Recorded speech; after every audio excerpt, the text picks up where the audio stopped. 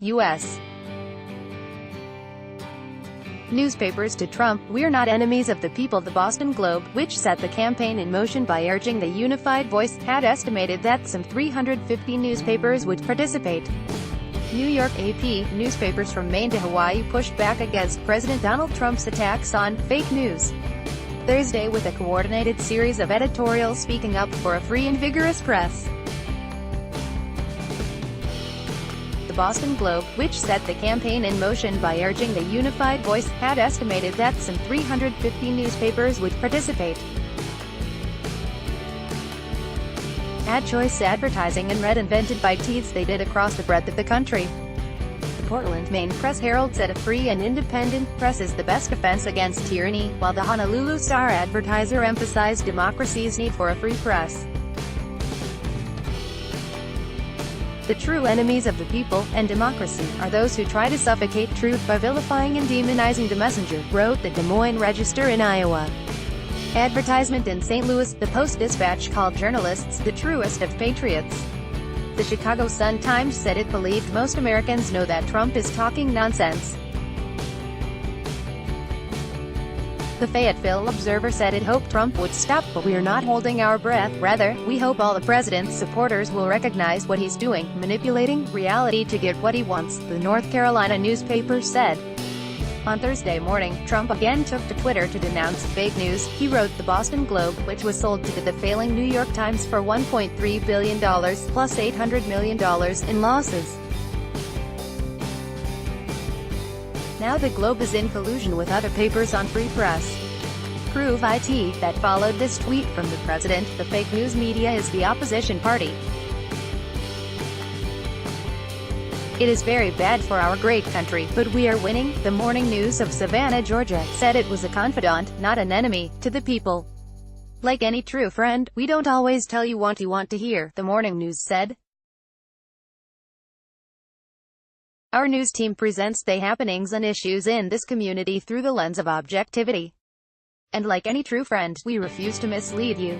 Our reporters and editors strive for fairness." Advertisement. Some newspapers used history lessons to state their case. The Elizabethtown Advocate in Pennsylvania, for instance, compared free press in the United States to such rights promised but not delivered in the former Soviet Union. The New York Times added a pitch. "If you haven't already, please subscribe to your local papers," said the Times, whose opinion section also summarized other editorials across the country. "Praise them when you think they've done a good job and criticize them when you think they could do better. We're all in this together." That last sentiment made some journalists skittish. Some newspapers, including the Wall Street Journal and the San Francisco Chronicle, wrote editorials explaining why they weren't joining the Globe's effort. The Chronicle wrote that one of its most important values is independence, and going along with the crowd went against that. Both the Chronicle and Baltimore Sun said that it plays into the hands of Trump and his supporters who think the media is out to get him. Nolan Finley, columnist and editorial page editor of the Detroit News, spoke up for the press but added a scolding. He said too many journalists are slipping opinion into their news reports, adding commentary and calling it context.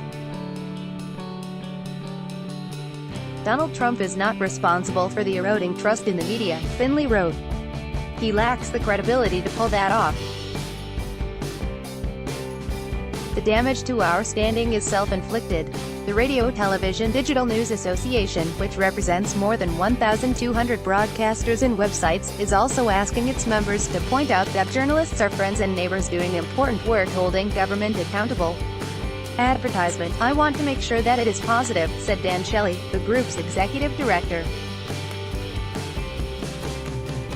"We're shooting ourselves in the foot if we make this about attacking the president or attacking his supporters.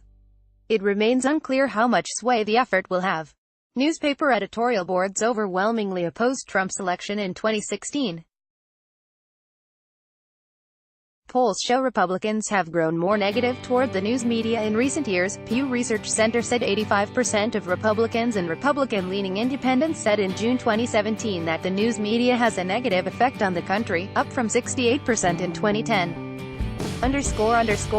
Associated Press correspondents Hannah Fingerhut, Skip Foreman, Amanda Kell, Jack Jones, Herb McCann, David Runk and Juliette Williams contributed to this report. By Taboola Sponsored links Promoted links You may like Stamford American International School getting children into a route in Stamford American International School on the Vikings. Free online gameplay this for 1 minute and see why everyone is addicted. Vikings. Free online game and Oayana Komodo Resort only 1 hour flight from Bali.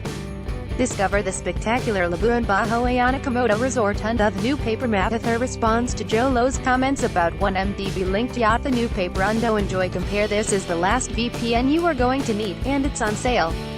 Enjoy Compare Undo Babel. This app will have you speaking a new language in 3 weeks. Babelundo.